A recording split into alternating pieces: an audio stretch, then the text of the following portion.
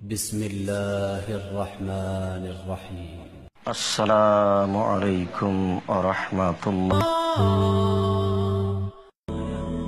পিতামাতা হচ্ছেন জান্নাতে প্রবেশ করার বৃহত্তম দুয়ার।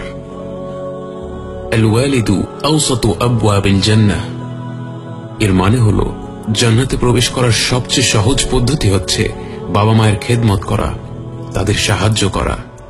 নবীজি সাল্লাল্লাহু আলাইহি ওয়াসাল্লাম বলেন, রিদার রব্বি ফি রিদাল ওয়ালিদ ওয়া সাখাতুর রব্বি ফি সাখাতিল ওয়ালিদ। আল্লাহ তাআলার আনন্দ পিতামাতার আনন্দে, আর আল্লাহ তাআলার রাগ পিতামাতার রাগে। মুসনাদ ইমাম আহমদ এবং সুনান আবু দাউদ গ্রন্থের সেই বিখ্যাত হাদিসে বর্ণিত আছে, একজন সাহাবী সুদূর ইয়েমেন থেকে এসে রাসূল সাল্লাল্লাহু আলাইহি ওয়াসাল্লামকে বললেন, হে রাসূলুল্লাহ, আমি ইয়েমেন থেকে এসেছি আপনাকে বাইআত দিতে, আপনার পেছনে জিহাদ করতে। আমার বাবা মা কাঁদছিলেন, তারপরও আমি তাদের ছেড়ে চলে এসেছি আপনার পাশে থাকতে। তখন নবীজি সাল্লাল্লাহু আলাইহি ওয়াসাল্লাম বললেন, তুমি যদি সত্যি আল্লাহর সন্তুষ্টি চাও তাহলে শীঘ্রই তাদের কাছে ফিরে যাও এবং যেমন করে তুমি তাদের কাঁদিয়েছিলে তেমনি করে তাদেরকে হাসাও, তাদের আনন্দ দাও। এটাই ছিল আমাদের নবীজি সাল্লাল্লাহু আলাইহি ওয়াসাল্লামের বক্তব্য। তুমি বাবা মাকে দুঃখী করে জান্নাত লাভ করতে চাও? তিনি এসেছিলেন সাহাবী হতে, এসেছিলেন রাসূল সাল্লাল্লাহু আলাইহি ওয়াসাল্লামের পাশে জিহাদ করতে, কিন্তু তিনি তার বাবা মাকে কষ্ট দিয়ে এসেছিলেন, তাদের অনিচ্ছায় তাদের একা ফেলে চলে এসেছিলেন। এবং রাসূল সাল্লাল্লাহু আলাইহি ওয়াসাল্লাম বললেন, তুমি এভাবে জান্নাত লাভ করতে চাও, তাদের কাছে ফিরে যাও।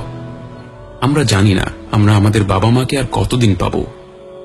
যাদের বাবা মা এখনো বেঁচে আছেন তাদের খুশির জন্য যা কিছু সম্ভব তাই করুন, এবং যাদের বাবা মা ইন্তেকাল করেছেন তাদের জন্য অনেক কিছু করার আছে। একবার এক সাহাবী রাসূল সাল্লাল্লাহু আলাইহি ওয়াসাল্লামকে এসে বললেন, হে রাসূলুল্লাহ, আমার মা ইন্তেকাল করেছেন, আমি কি তার জন্য কিছু করতে পারি? রাসূল সাল্লাল্লাহু আলাইহি ওয়াসাল্লাম বললেন, অবশ্যই, তার জন্য তুমি অনেক কিছুই করতে পারো। তার জন্য দোয়া করো, তার গুনাহ মাফের জন্য দোয়া করো, তার হয়ে দান সাদকা করো, কুরবানি দাও, তার হয়ে হজ করো, উমরা করো, তার আত্মীয় স্বজনদের সাথে দেখা করো, ভালো সম্পর্ক বজায় রাখো। এই সকল কাজই আপনি আপনার মৃত বাবা মায়ের জন্য করতে পারবেন। অনেক আত্মীয় স্বজনদের কথা আমাদের মনে থাকে না, কিন্তু আপনার বাবা মা বেঁচে থাকলে তারা হয়তো তাদের সাথে সম্পর্ক বজায় রাখতেন। এখন আপনার উচিত তাদের সাথে ভালো সম্পর্ক রাখা, তাদের সাথে দেখা সাক্ষাৎ করা। এবং সর্বশেষে আমার তরুণ ভাই ও বোনদের জন্য কিছু কথা বলতে চাই, যারা মাশাআল্লাহ স্কুল শেষ করেছেন, কলেজে পড়ছেন, বিশ্ববিদ্যালয়ে পড়ছেন। এটা সব সময় মনে রাখবেন যে আপনারা বড় হতে হতে আপনাদের সবচেয়ে বড় আফসোস সব সময় হবে আপনার বাবা মায়ের সাথে দুর্ব্যবহার করা, আপনার বাবা মায়ের সাথে ঝগড়া করা, আপনার বাবা মাকে কষ্ট দেয়া। কঠোর কথা কখনো ফিরিয়ে নেওয়া যায় না। আপনার বাবা মাকে একবার কষ্ট দিলে সেটা কখনো ফিরিয়ে নেওয়া যায় না। আপনি যত দিন বেঁচে আছেন সেই স্মৃতিগুলো আপনাকে কষ্ট দেবে। আমরা যখন বয়সে ছোট থাকি তখন রেগে যাওয়াটা খুবই সহজ, কিন্তু যেই আফসোস আর স্মৃতি আপনার সাথে রয়ে যাবে তা আপনাকে সারাটি জীবন কষ্ট দেবে। তাই আমার প্রিয় ভাই ও বোনেরা, আল্লাহ কোরআনে যা বলেছেন তা সবসময় মনে রাখবেন।